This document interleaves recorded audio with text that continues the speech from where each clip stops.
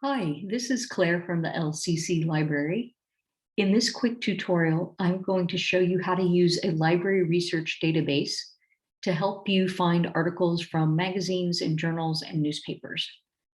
We're going to start here on the library's homepage at library.lanecc.edu, and we're going to scroll down about halfway through the page, and I'm going to click on Find Articles and Databases.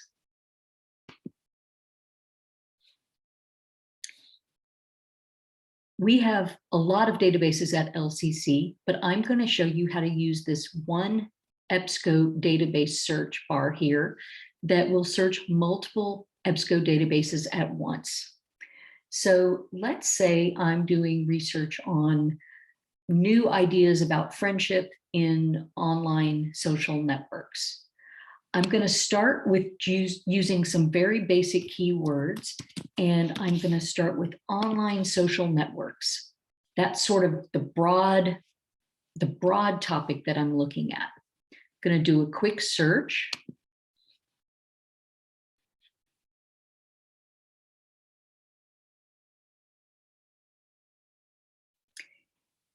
And I can see that with these search terms, online social networks, I got over 100,000 items.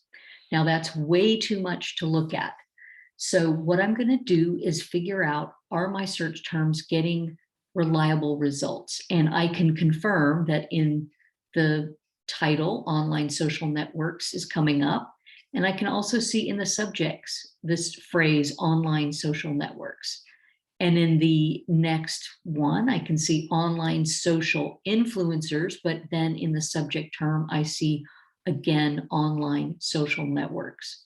So I'm going to try to reduce the number of results that I'm looking at by just making one quick switch here and saying, show me my search terms, online social networks, as a subject.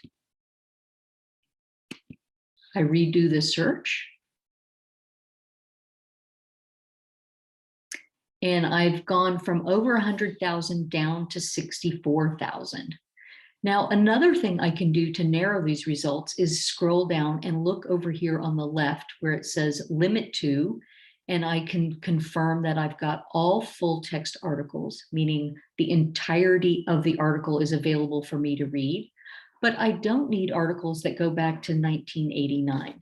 So I'm going to use this toolbar to move up to just get the last 10 years of results. Now that chopped the results down in half yet again. So I started at 100,000 and now I'm down to 32,000. Now remember that these results are organized in relevance ranking, just like Google results are. So the ones that come up at the top are the most relevant, and as you proceed through the records, they will become less relevant. Now, 32,000 is still too many to look for. And right now, all I'm seeing are articles about online social networks. So now I'm going to add friend, and I'm going to use a truncation symbol, a little asterisk, so I can search for friend and all the variations of that term. So friend, friends, friendly, friendship, friendships, etc. And I'm going to redo the search again.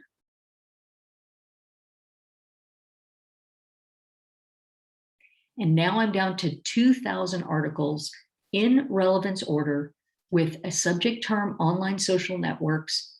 All of these articles have the word friend somewhere in the article, either in the title, in the subject, or somewhere in the full text.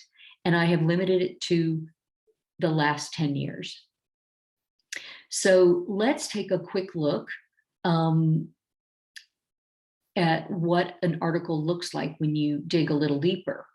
This article, Friendshipology, written by Robin Dunbar in the New Scientist, is from March 2021. It's 5 pages, and it talks about friendship, interpersonal relationships in social networks, and specifically online social networks. So I'm going to click on it. And this pushes me a little further into the article. and I can see the abstract. So this article has a very short abstract. An abstract is a summary of the article, and it asks, why do some friendships last and others fade?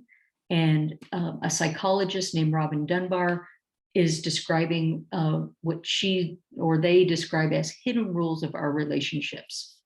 So I'm not going to analyze this too deeply, but what I want to show you is that if this was interesting to you, over here on the right are all of these different tools you could use to email the article to yourself, to save it to your desktop or a phone, or you can add it even to Google Drive here. So if I want to read the article, I would follow this link over here on the left where it says view article in Science Direct. So in fact, this article is held in another database, and we would have to follow this link here to the left. I could also just read it in HTML full text.